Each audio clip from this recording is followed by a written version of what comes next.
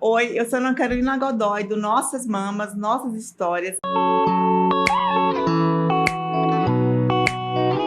E eu estou aqui hoje com a doutora Bárbara, minha amiga do peito. Muito obrigada por estar aqui hoje, compartilhando um pouco da sua história. E doutora Caroline Santos, advogada, minha amiga de infância e especialista em direito médico, é isso? Isso mesmo, Carol, Ana Carolina. É um prazer estar aqui presente com vocês, com a Bárbara, com você, com toda a sua equipe. E parabéns pela iniciativa de ajudar pessoas, ajudar mulheres, homens que estão nessa situação, mas que têm uma esperança. E você traz esperança e vida a todas elas. Muito obrigada. Obrigada. Bárbara, me conta um pouquinho. Você é advogada, como é que foi durante o processo conseguir as coisas? Porque a gente, além do diagnóstico, nós temos que correr atrás de outras coisas também, não é isso? Sim. Primeiro, Carol, obrigada, né, pelo convite. Muito bom estar aqui com você. Obrigada. Muito bom fazer parte desse projeto lindo que você construiu, né, Obrigada. que leva tanta informação e tanto acolhimento, Sim. né, para as pessoas que passam, para nós e para outras pessoas também que Sim, estão passando por esse processo. Vou repetir mais uma vez, o seu propósito é grande, né? Obrigada. Parabéns, ele alcança muita gente. Muito obrigada. Bom, comigo, eu descobri o câncer em outubro de 2022, né? E completei, né? Agora há pouquinho tempo, 1 ano do diagnóstico.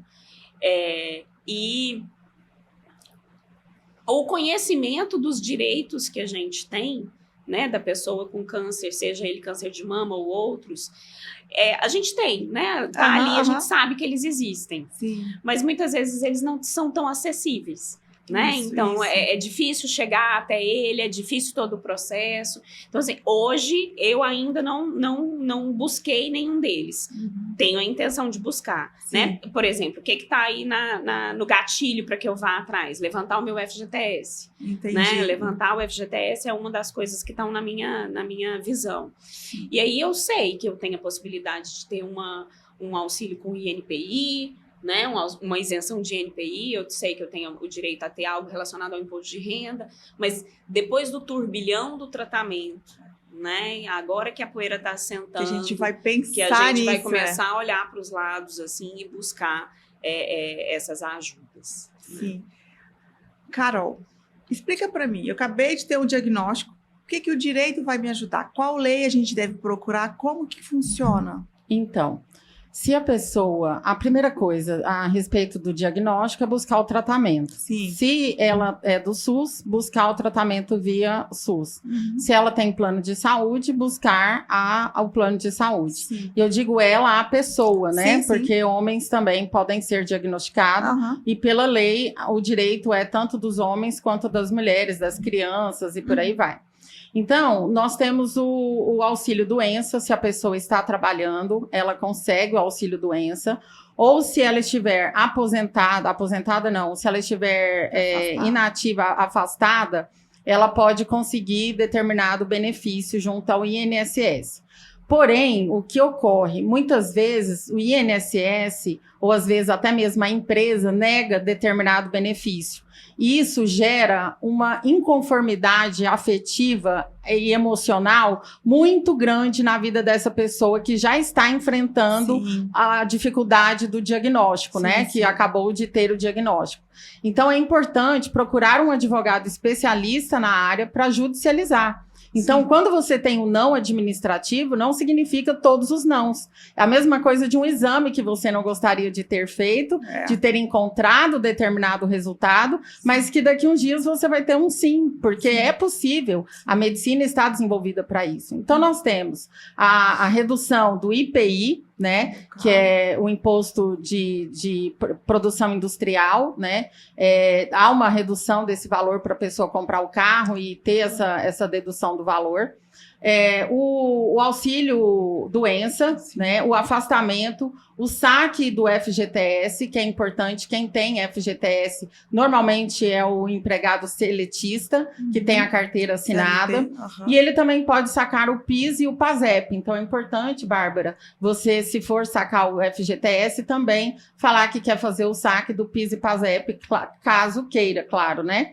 O afastamento do trabalho é algo muito importante, não acontece com todas as pessoas, com todos os pacientes, mas é importante a pessoa se entender e entender que para fazer o tratamento ela precisa de tempo, de qualidade, para poder voltar com mais rapidez. O afastamento no trabalho não significa nunca mais participar do trabalho, mas é um trabalho que deve ser ali pausado, não é rompido, para a pessoa voltar depois no momento que ela estiver melhor. Entendi. Eu, por exemplo, já tive 2 AVCs, não é o assunto em específico aqui, mas eu me afastei do trabalho. Eu não tinha nem condições de decidir se eu queria me afastar ou não, mas pelo AVC, a minha família tomou a decisão de que eu teria que estar afastada.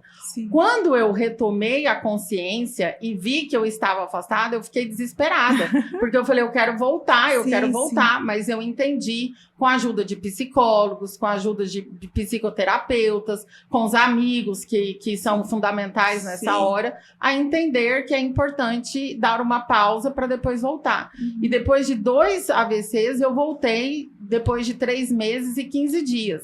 Mas cada um tem o seu tempo. Então, nós temos que respeitar essas condições para que seja reequilibrado todo o acesso a esse paciente, que é o mais importante da história. Entendi. Carol, eu também, agora conversando, eu tô lembrando, né? Então, assim, eu usei o auxílio-doença, o afastamento pelo auxílio-doença.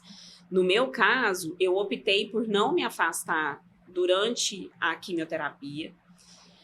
E eu tive um benefício, assim, um privilégio, na verdade, né? Muito grande, de que o meu trabalho foi muito humano, né? Então, assim, a empresa onde eu trabalho no Sebrae Goiás. E eles foram muito humanos de abrir as portas para que o meu trabalho pudesse ser adaptado para que eu conseguisse continuar trabalhando. Então, por exemplo, eu comecei as químios em dezembro de 2022, eu só me afastei um dia antes da cirurgia. Então, fiz toda a químio trabalhando. Mesmo que quando eu comecei ali a fase vermelha, eu tive uma fase que eu precisei me isolar e me isolar mesmo, né? Eu precisei me isolar dos meus filhos, então eu fiquei 3 meses isolada. E o trabalho foi aí aberto a se adaptar. Por exemplo, eu pude trabalhar à distância, eu pude trabalhar de uma forma mais restrita, né, para que eu continuasse ativa. Isso foi importantíssimo para mim. Mas quando eu fiz a cirurgia, aí não teve jeito. Eu tive mesmo que me desligar e focar a minha energia toda para recuperação. E aí, nesse período, eu utilizei o auxílio-doença. E aí foram 15 dias pela empresa, né? E depois 30 dias pelo INSS. E uma coisa que foi muito impactante, Carol, é a demora na liberação desse auxílio. Demora muito. Quando o auxílio foi liberado, eu já tinha voltado a trabalhar. Uau! Então, assim, infelizmente, isso acontece com muitas pessoas. O impacto financeiro, né? Então, assim, quando a gente fala, tem todos os direitos. Tem todos os direitos, graças a Deus, né? Então, assim, a evolução do nosso direito tá legal nesse aspecto. Mas quando você vai para a prática, né? Então, foram mais de 30 dias, praticamente, sem o recebimento. Eu, com AVC, eu tive uma das faculdades que não aceitou o meu atestado e não me deu a licença. O INSS me licenciou e essa faculdade não me licenciou. Eu não tinha condições, eu não andava, eu não mexia daqui para baixo no meu corpo.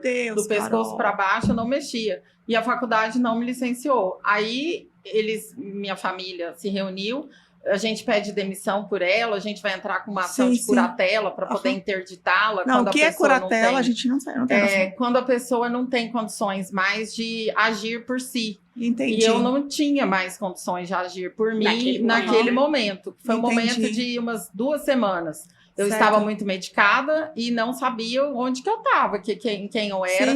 Eu lembrava que eu era filha e que eu era mãe. uma coisa que mexe, assim, no ser humano. Você lembra que você é filha, porque eu lembrava dos meus pais e lembrava que eu tinha um filho, Joaquim. Certo. Então, essa faculdade não ter me dado a licença não me prejudicou, porque no momento eu não estava nem entendendo o que estava acontecendo. Sim, sim. Mas isso afeta a saúde de quem está trabalhando em prol dos seus direitos. Sim. E a mensagem que eu deixo a essas pessoas é que não desista. Busca a lei, porque a lei precisa sair do papel.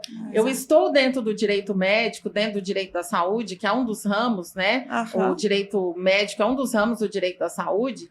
Eu estou nesse ramo porque eu fui e ainda sou paciente. Entendi. E o paciente sofre. Sim. Ah, mas você advoga para médicos. Advogo para médicos. Para os médicos têm intenção de fazer o bem, né? E querem fazer uma correta situação diante do seu trabalho. Sim. E advogo para pacientes contra planos de saúde. Porque os planos de saúde não estão, muitas vezes, colocando a lei em cima do papel. Sim. Deixam a lei simplesmente sem cumpri-la.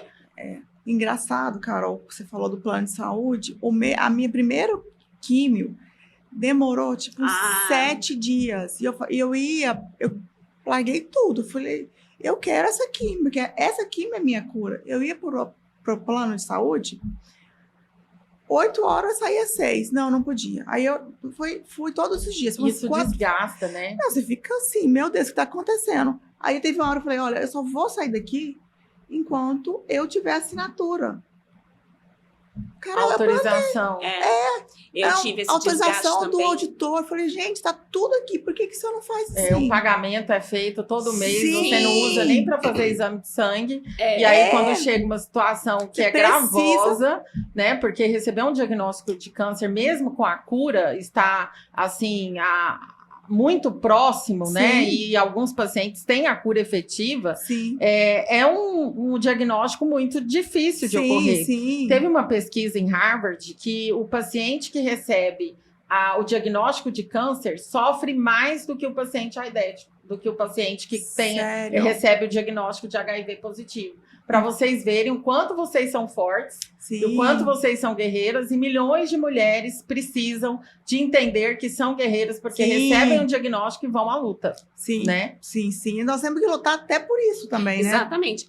A sensação que eu tinha era essa. A minha guerra, muitas vezes, a sensação que eu tinha de batalha era muito com o plano de saúde. Com o plano de saúde. Né? Isso é um absurdo. Aquela coisa que a gente fala assim, a guerra contra o câncer, vencer o câncer e tal, e não sei o quê.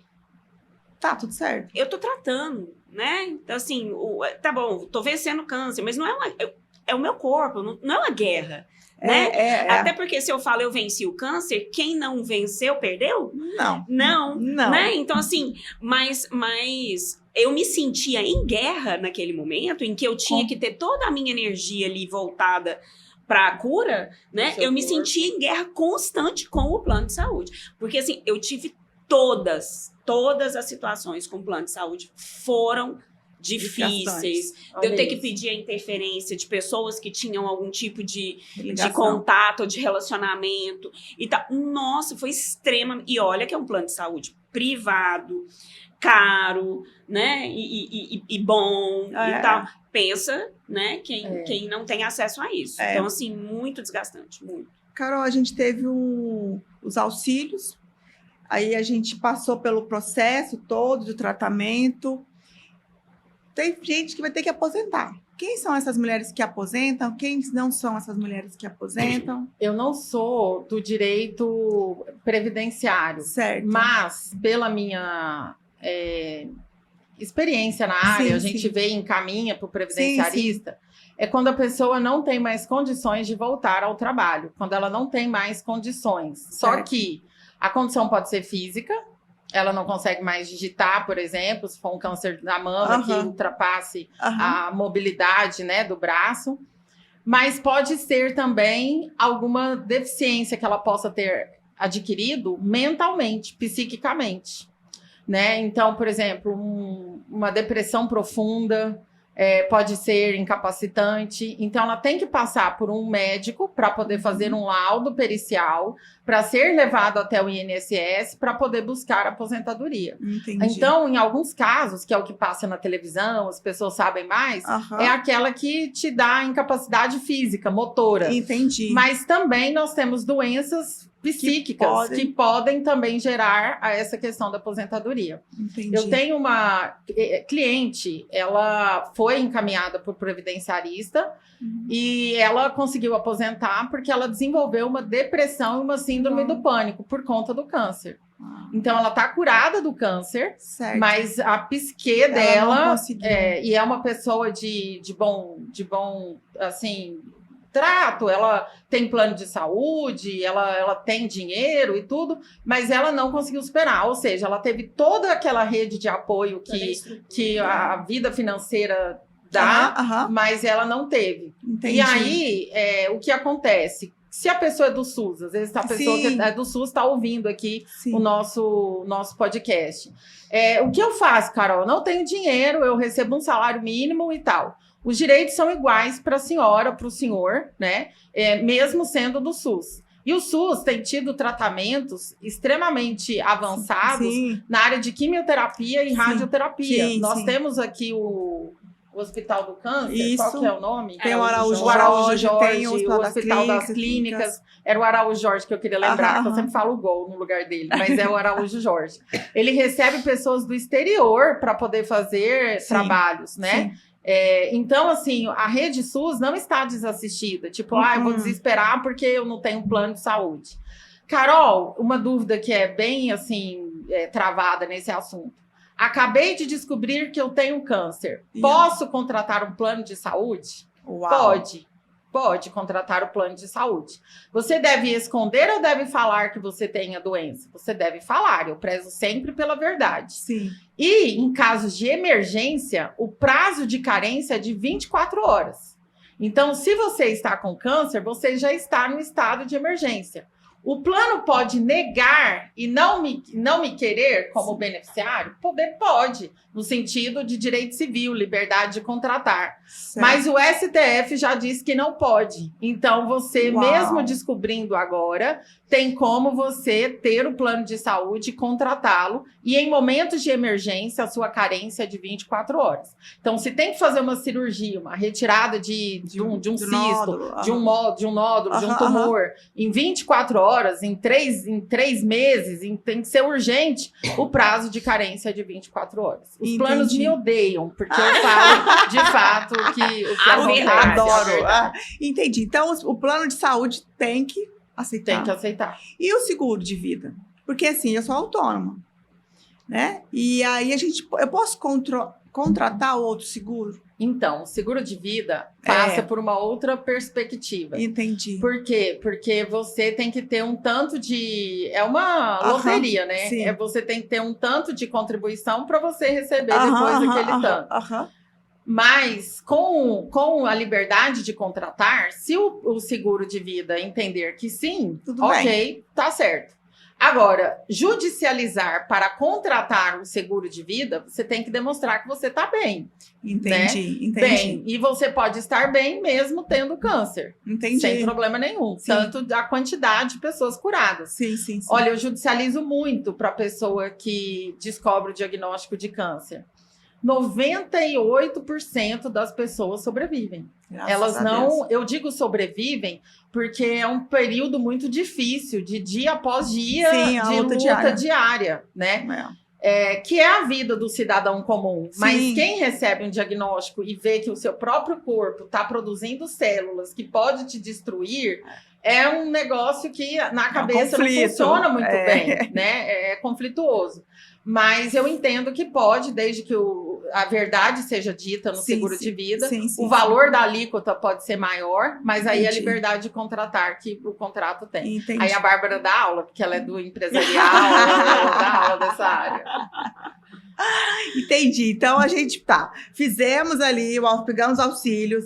Quem puder aposentar, aposenta, né? Sim. Seguimos a cura. E tem outra, se a pessoa aposentou e tá com saudade de trabalhar, ela pode voltar. Aí, olha, ela que pode bacana. pedir para voltar. Uma Entendi. reintegração, uma recondução, ela pode pedir para voltar. Entendi. Se ela for funcionário público, eu era funcionário público, tem principalmente, você Entendi. pode voltar. Entendi. Se a volta administrativa não for aceita, você judicializa com um profissional especialista na área para poder conseguir de volta o trabalho. Passamos todo o tratamento.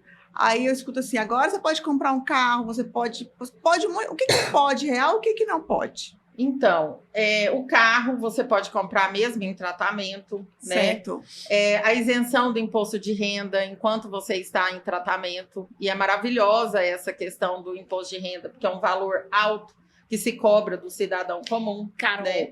Esse imposto de renda pode ser pedido retroativo? Restituição, pode.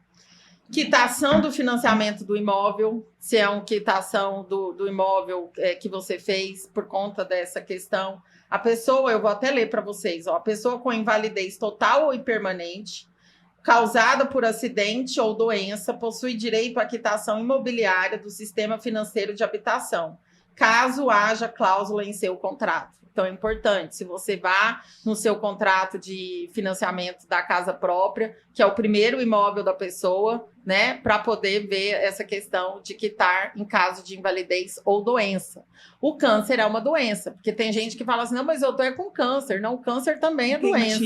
Então, é doença e entra dentro desse parâmetro todo. Serviço ao atendimento ao consumidor em caráter preferencial. Então, a pessoa que tem câncer, ela tem direito à fila preferencial. Eu tive uma amiga que teve muito próxima, que teve câncer, e nós saímos para ir ao mercado. Ela tinha muita debilidade, mas era um lugar que ela gostava de ir, como se fosse um parque. Sim. E eu falava para ela, amiga, eu não acredito que eu tô te trazendo no supermercado. Esse lugar sabe o que é isso? É cheiro de vida normal. Amiga, esse lugar todo sujo, todo impuro. E ela falava, amiga, me leva lá no Elma Chips, que eu quero cheirar aquele Elma Chips. Ela não podia comer, mas ela cheirava o Cheetos, o laranja. Eu falava, então segura que eu vou comendo, segura que eu vou comendo. E eu comia. Ela falava, por isso você tá gorda. Eu falava, fica calada que eu tô engordando por conta das suas lombrigas. E ela ria. Então, assim, direito à preferência. E aí eu falava pra ela, nós vamos lá pra frente. Ela, você tá com pressa de me levar embora? Eu falava, não, sua carente. Eu falava assim com ela, eu tô querendo te tirar desse espaço o mais rápido possível. Porque a imunidade fica muito baixa, né? Sim, o supermercado é um lugar de ácaro, acne, tudo sujeira tem lá no supermercado. Muita gente, né? É um perigo todo. E ela simplesmente, eu levava ela na fila preferencial, às vezes a pessoa olhava se ela estava grávida, ela era muito magra, eu olhava ela assim, ela falava, não tô grávida, eu tô com câncer. E eu falava, ela não tem que falar, porque é ruim você ter que falar. Então você que está diagnosticado, que está aí levando a vida, né, ainda não teve o seu período de cura, mas você pode ter direito à sua fila preferencial. Por quê? Porque a rádio é muito forte, a química é muito forte, você passa mal, dá uma hipoglicemia, o calor faz mal, o frio faz mal. Então, tem direito à fila preferencial. Entendi. Vaga preferencial também? Vaga preferencial. Vaga preferencial também. No hospital, se tiver que ser atendido, preferencial. Agora, se o médico é um oncologista, aí todos ali são pacientes dele. Aí vai o mais velho. Sim. Se for uma criança, normalmente o oncologista não atende adulto e criança, tem o oncopediatra, né? Mas entre um idoso e uma criança, é a criança. Entendeu? Eu fico, nossa, mas não é o idoso? Não, é a criança, porque o idoso já teve chance de viver. E o pequenininho tá aqui iniciando, tentando a vida. Mas a gente tem que entrar no Detran, pegar essas coisas ou não? Não. Preferencial, você simplesmente fala que você tem e você mostra pro guarda e tal. Mas tem o cartão. Tem o cartão, Tem o cartão. Se você quiser o cartão, eu dou o piti, né? Eu não dou o cartão. Quem não é? Mas pode pegar o cartão no Detran como preferencial por conta da doença. Sabe o que eu percebi? Algumas coisas durante o meu tratamento que eu vinculei com o direito, né? Eu ali, não enquanto advogada, mas enquanto paciente. Que eu percebi, eu falei assim, gente, os laboratórios, eles têm que passar a prestar atenção nisso.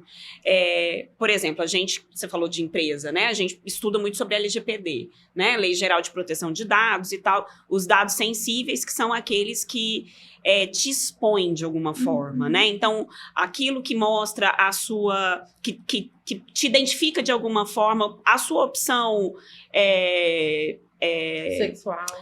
A orientação sexual, mas a sua opção de partido político, ou a sua questão de saúde, tudo isso tem que ter toda uma preservação. Sim. E a preservação desses dados não é só do dado escrito, é do dado falado também. E aí eu lembro que toda vez, teve momentos que eu ia 2, 3 vezes por semana no laboratório colher sangue. Sim. E aí todas as vezes a mulher tinha lá aquele negócio de vidro entre eu e ela perguntava, quais medicamentos você tá tomando? Aí eu falava, ela, não tô te ouvindo, aí eu tinha que gritar. Eu falava assim, tô com câncer. É difícil. Né? Aí eu falei assim, gente, as empresas têm que começar a prestar atenção nisso, que seja me dar um papelzinho, escreve aqui pra mim quais são os medicamentos que você tá tomando, né? Porque é uma exposição, né? Que a pessoa pode lidar bem com isso ou não. Sim, é uma exposição. Nas consultorias que eu dou em clínicas, hospitais e tudo, a gente treina em relação a isso. Porque tem coisa que você não tem que saber. Por que eu vou comprar um batom no shopping e ela quer saber o meu CPF? Pois é. Eu não quero falar meu endereço. Moça, eu não quero. Eu quero só comprar. Só quero só batom. Tem como só comprar sem ter que dar os meus dados? A LGPD negritou a minha chatice, que já existia, sabe? E as pessoas precisam de entender que existe uma coisa que se chama foro íntimo, que é a sua particularidade. Sim. Você está ali fazendo um exame que você não quer fazer, mas você está ali porque precisa.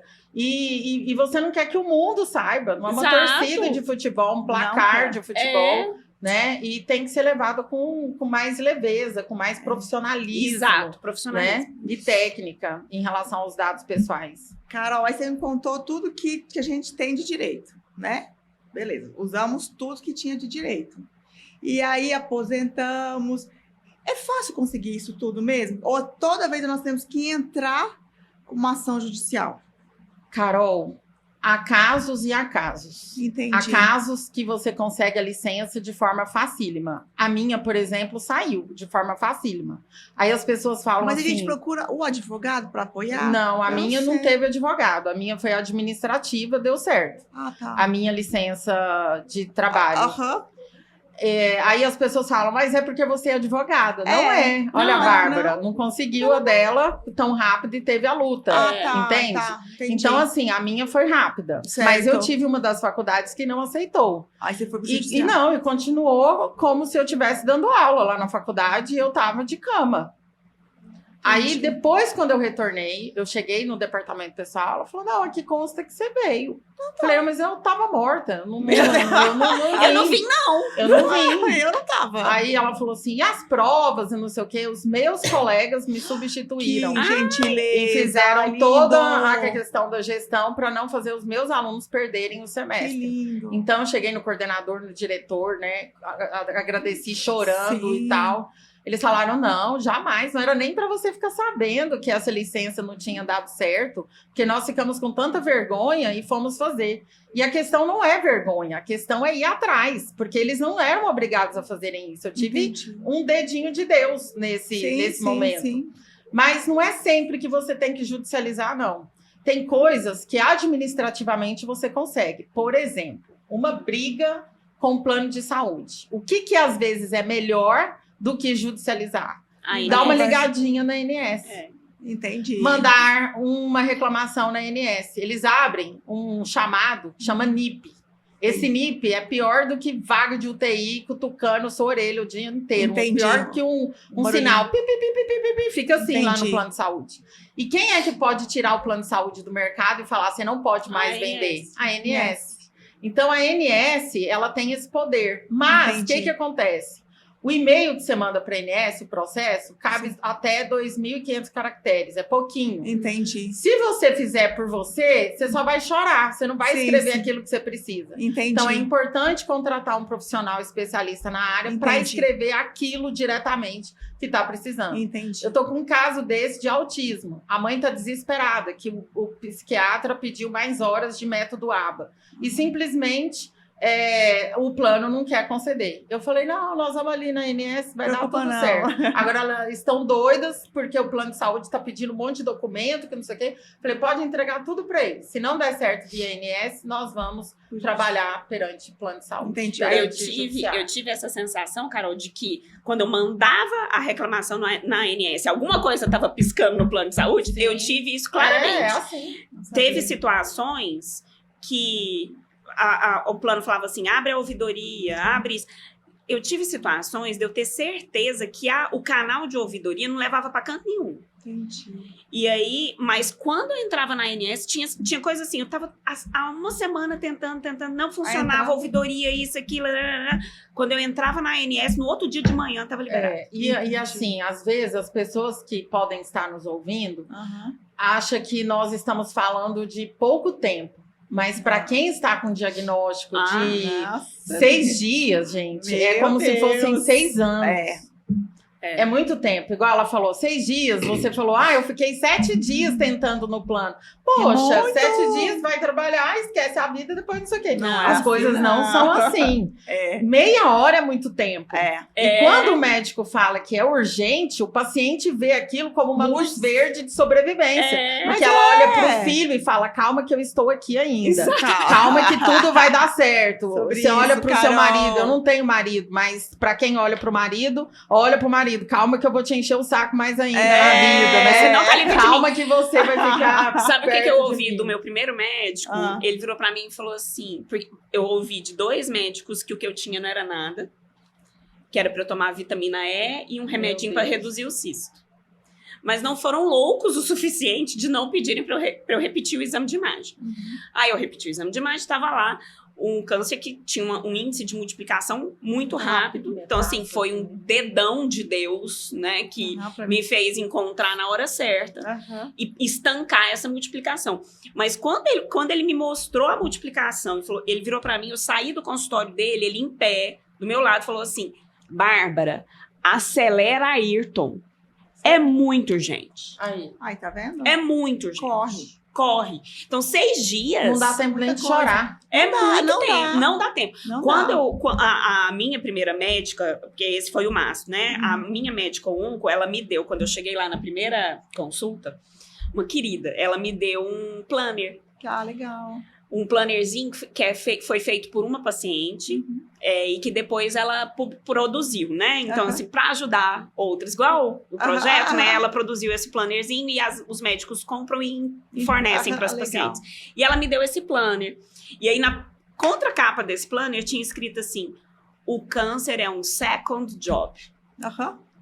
É exatamente isso. É tanta coisa para fazer. E tanta coisa para pensar. E tanta coisa para pensar. E tanta consulta, tanto exame. E aí você... Não é só agendar o exame e fazer. Não. Você tem que conseguir o exame com aquele profissional indicado. Você tem que conseguir. Vaga. Tem que ter vaga. O plano tem que autorizar. É assim. Fora que tem menino chorando, menino gritando. A vida não parou. Os boletos chegando. A vida não parou. Exatamente. Mas aí a gente estava falando. Aí você falou também do contrato imobiliário. A pessoa também consegue ir no banco e resolve tudo isso? Ou não? Normalmente, sim. Quando é SFH, Sistema Financeiro de Habitação, ou é no Banco do Brasil ou é na Caixa Econômica Federal, normalmente, mas pode ser outro banco que tenha convênio, né? E aí você mostra o contrato, mostra que você tem o diagnóstico de câncer e entra com processo administrativo. Certo. Esse processo administrativo vai ter a sua duração, vai pedir os documentos para poder cessar. Normalmente, ele dura de 30 a 60 dias, esse processo. Não sendo possível, pode ingressar via judicial. Entendi. Falou também do imposto de renda. vai para o advogado ou não vai para o advogado? Normalmente vai, porque via administrativa precisa de muitos cálculos. Então, Sim. precisa de um contador fazer os cálculos para mandar para a Receita Federal. Entendi. Então, via administrativa, eu contrataria um advogado especialista na área para poder fazer esse pedido. Ótimo. E vale fazer o pedido de restituição, por exemplo, mas eu descobri o câncer há 5 anos atrás. Até 5 anos, você pode pedir a restituição. Muito bom. Nós estamos falando só de coisa boa aqui, né? Coisa Sim, de direitos. De né? direitos. Aí nós temos aquela paciente que ela veio a falecer. A família tem o quê de direito? Consegue me orientar também assim? Bom, a família, se a pessoa era aposentada, às vezes tem que analisar para ver se ela continua recebendo uma pensão. Entendi. Se ela não for maior de idade, ou se for maior e não for regida pela Lei 8.112, não for servidor federal, ela consegue até terminar a faculdade. Eu tenho um tio eu tinha, né, um tio que faleceu de câncer. Ele era auditor da Receita Federal. Certo. A aposentadoria dele foi para minha prima até 21 anos. Acabou. Fez 21, pode estar estudando, pode não estar estudando, acabou. Não tem mandado de segurança que segure, porque todos estão de acordo com a Lei 8.112. Mas se for uma lei estadual, por exemplo, ele é um auditor estadual, pode ser que a lei deixe ele até ganhar a sua estrutura financeira. Entendi. Então, tem isso. Tem a questão de... Vai lembrando aí, Bárbara. O seletista, Carol. E se tiver mais de um filho? Se tiver mais de um filho, separa a pensão para os dois, né? Pensão que eu digo, divide. Pensão divide. A pensão não é a pensão alimentícia, mas é a pensão previdenciária. O carro não, que já tinha sido. O imóvel quitado vale para os filhos, né? Porque os filhos receberam... Se tiver por exemplo... Eu estou com câncer e eu consigo a isenção do meu contrato de financiamento imobiliário. Certo. Ele está em vias de acontecer e morri. Na minha morte, há um seguro de vida também. Nesse seguro de vida que quita, está quitado para os meus filhos também. Entendeu? Então, há essa possibilidade de quitação para os herdeiros. Deixa eu ver o que mais. Possibilidade de indenização, né? Possibilidade de erro médico, de indenização, essas questões, maltratos. Como né? assim? Não entendi. Tipo, a pessoa teve um tratamento errado no câncer. Era para ter feito tantas rádios e fez tantas químios, por exemplo. Era para ter feito a cirurgia e o médico entendeu por não fazer a cirurgia. Analisou-se e viu que tem uma negligência médica, uma imperícia. Entendi. O médico dizia que era oncologista, mas não era. Não tinha a certificação. Tem isso. Ou, por tem exemplo, falsos médicos, pessoas que nunca foram numa faculdade de medicina e pegam o nome de alguém, de um médico, o CRM, e atua. Uau. Aqui em Goiânia, foi presa semana retrasada uma mulher falsa médica. Então, assim, o médico, ele sai da faculdade, Carol, ele pode exercer qualquer área da medicina. Certo. Mas ele tem que garantir que ele é Dá top, conta. que ele é bom. Entendi. Por quê? Porque senão, cadê a segurança jurídica desse trabalho que ele está fazendo? Segurança médica Entendi. que ele está fazendo. Então, ele não é obrigado a fazer residência, ele pode atuar em todas as áreas. Certo. Mas ele atuando em todas as áreas, ele tem que ser top e garantir um tratamento adequado. Não significa que ele tem que curar, viu, médicos que estiverem me ouvindo. Não estou dizendo que os Obrigação médicos de têm meio, que cuidar. né? É uma obrigação de meio, ou seja, Entendi. é uma obrigação de todo o cuidado que o paciente necessita. Entendi. Agora, no critério de indenização mesmo, assim, em relação ao trabalho do médico, é mais complicado porque precisa de perícia para poder se analisar. Mas várias famílias me procuram, desesperados, muito emotivos ainda, em relação ao tratamento, e muitas vezes não teve negligência. Não teve imperícia, não teve imprudência. O médico fez o que deveria ter sido feito. A maioria dos casos são assim. Mas tem alguns que o médico poderia ter dado medicamento tal e apostou num medicamento menos agressivo. E às vezes a pedido do paciente. Por isso que é importante o médico relatar tudo no prontuário. Esse médico que eu trabalho para ele relatou. O medicamento vai ser menos agressivo, pois a fulana tem sessão de fotos e não quer que o cabelo caia. É um direito dela. Teve gente que falou, nossa, mas que absurdo, gente, é um direito cidadão. Ela tem direito sobre o próprio corpo, ela tem direito à autonomia sobre a sua própria existência. Então, o médico respeitou, mas depois entrou com agressivo. Mas na época do agressivo já tinha metástase, e aí já foi bem... Essa mulher faleceu. A filha dela me procurou para entrar com a ação. Eu falei que não podia, porque eu era advogada do médico. Porque as pessoas acabam vendo um nome, né? Tem poucas pessoas na área e acabaram me procurando. Eu tentei conversar com o médico falou não, hipótese alguma. Não errei, não aconteceu nada, tá aqui no prontuário e tal. E aí eu chamei a menina para uma reunião. Graças a Deus, ela é muito consciente e ela entendeu que não deveria processar. Mas deixei ela à vontade de procurar outro profissional para orientá-la, caso necessite. A gente sempre fica muito quando a gente fala em possibilidade de indenização, fica muito focado no profissional, né? Sim. Mas o que eu vejo é que situações que possam ter impactado negativamente nas chances daquilo, até, por exemplo, o atraso e as dificuldades do próprio plano, de saúde, né? Então, podem, se isso conseguir provar o vínculo, né, daquilo nexo, com o dano gerado, com o prejuízo gerado, existe sim a possibilidade. E aí nós estamos falando de gente com plano de saúde, gente que trabalha, e aquela mulher que não trabalha. A gente foi na APICAM e escutamos muitas mulheres, né, Bárbara? Muitas. Que não tem condição, ela vive com uma cesta básica. Aí vive ela, a família, e o tratamento pelo SUS. Como é que faz? Como é que ela pode... Quem pode olhar por aquelas mulheres? O INSS. Mas às vezes ela não contribuiu. Não, mas se ela demonstrar que ela é pobre na acepção legal do termo, isso é a lei que diz esse termo, não sou eu, ela pode conseguir um auxílio mediante, por exemplo, LOAS, sabe? Ela recebe um salário mínimo, que é pouco, mas é o que é considerado. Agora... Se ela não contribuiu, se ela não tem 60 anos, se ela não consegue demonstrar, tem Bolsa Família, aí tem outras bolsas de incentivos podem ajudar aquela mulher. De obras, de questões públicas, né? Não é bolsa pública que eu digo, mas são benefícios públicos, né? Bolsa Família, Bolsa Escola, que são essas questões que elas podem receber. Foi isso que a gente ouviu muito lá, né? Bolsa Família. É o que recebe. Bárbara, o que você diria para uma mulher que tomou o diagnóstico hoje? Ai!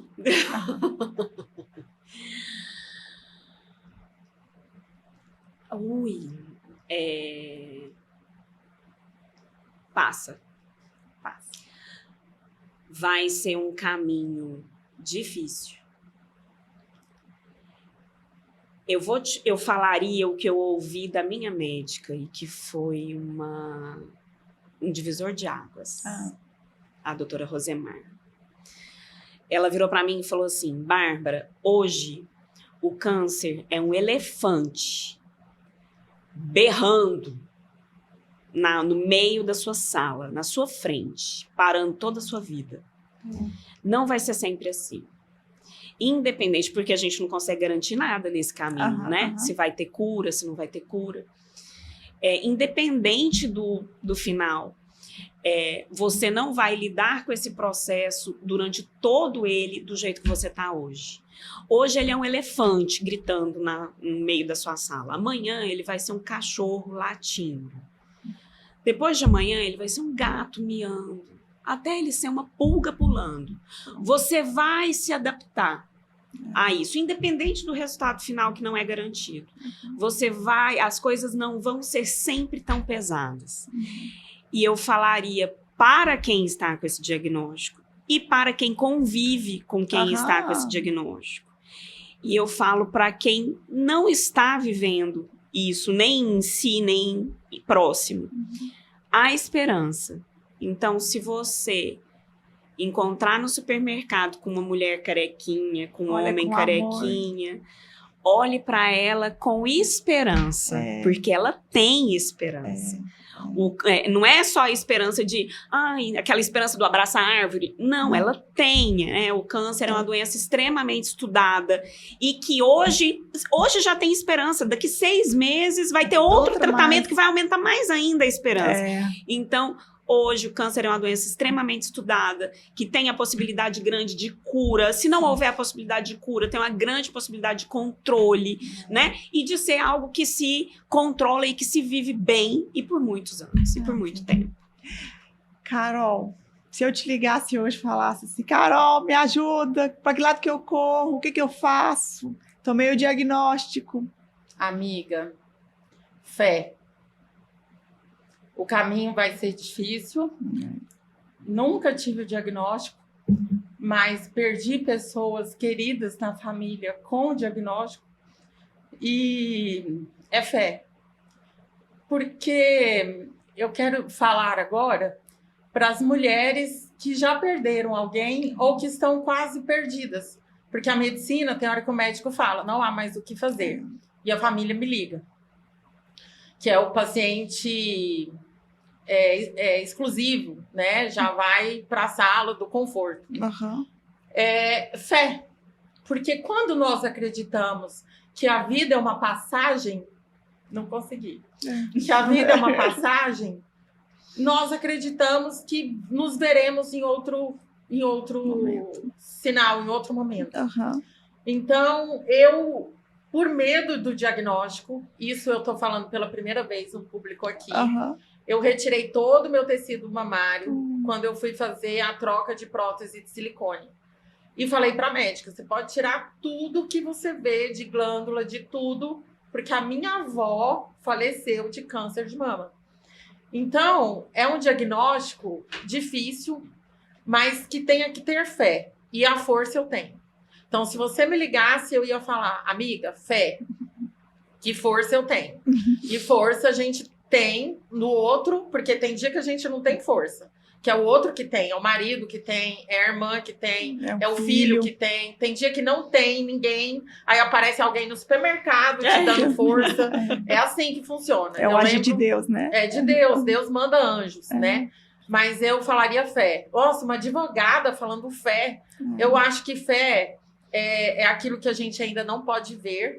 Eu acho não, está conceituado na Bíblia. Fé é aquilo que eu não posso ver, mas é a certeza daquilo que eu sei que vai acontecer. Então, se eu acredito na cura, a cura vai acontecer. E foram já 5 milagres que eu passei. Outro dia a gente faz um podcast pra isso, né? Então, a superação. E hoje eu fico muito feliz de vocês duas aqui estarem lindas, maravilhosas, chorando por conta da minha fala aqui, mas todas ainda lindas, maquiadas. Obrigada.